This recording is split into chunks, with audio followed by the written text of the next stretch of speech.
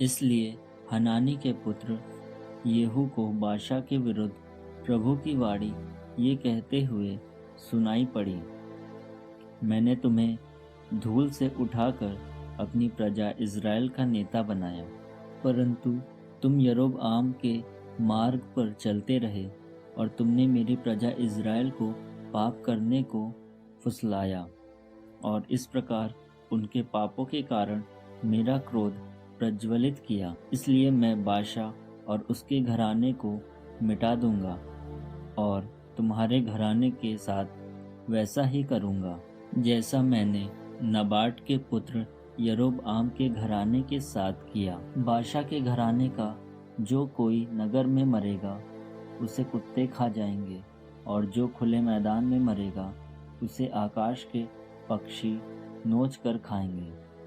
बादशाह का शेष इतिहास, उसके कार्यकलाप और उसकी विजयों का वर्णन इज़राइल के राजाओं के इतिहास ग्रंथ में लिखा है।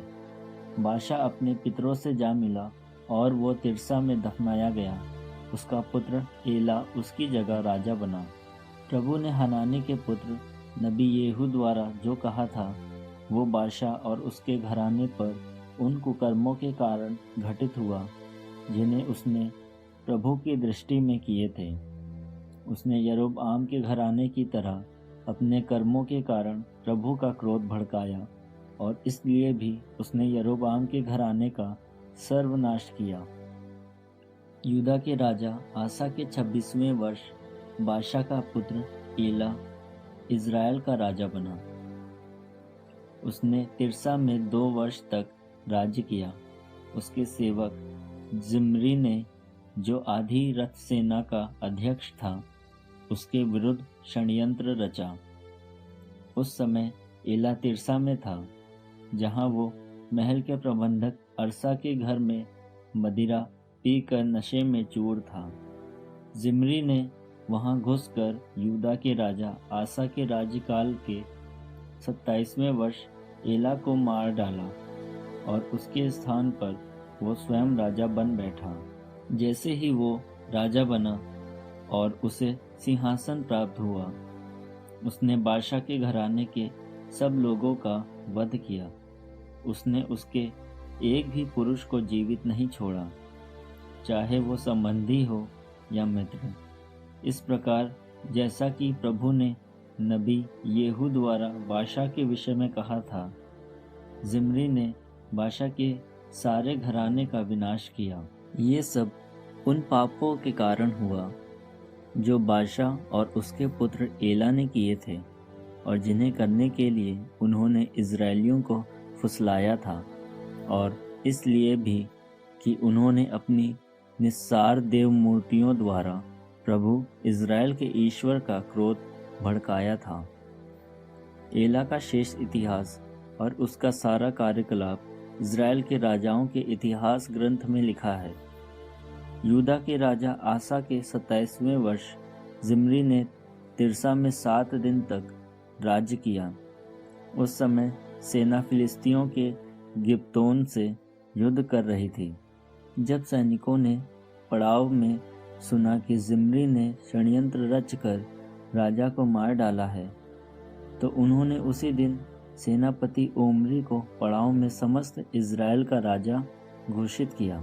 ओम्री ने भी इज़राइलियों को साथ लेकर गिब्तोन से प्रस्थान किया और तिर्सा को घेर लिया। जब जिम्री ने देखा कि ओम्री ने नगर अधिकार में कर लिया, तो वो राजमहल के गढ़ में घुसा और उसने महल में आग लगा दी और उसकी मृत्यु हो गई। ये उसके पापों के कारण हुआ। उसने वही किया जो प्रभु की दृष्टि में बुरा है। उसने यरोबआम के मार्ग पर चलकर पाप किया और इज़राइल से पाप कराया था। जिम्री का शेष इतिहास और उसके षड्यंत्र का वर्णन इज़राइल के राजाओं के इतिहास ग्रंथ में लिखा है। इसके बाद इज़राइली लोग 2 दलों में बंट गए। एक दल ने गीनत के पुत्र तिब्नी को राजा बनाने के लिए उसका पक्ष लिया, और दूसरे दल ने ओम्री का पक्ष लिया। ओम्री के समर्थक गीनत के पुत्र तिब्नी के समर्थकों से अधिक शक्तिशाली सिद्ध हुए। तिब्नी की मृत्यु हो गई और ओम्री राजा बना। यूदा के राजा आसा के 31वें वर्ष ओम्री इज़राइल का राजा बना।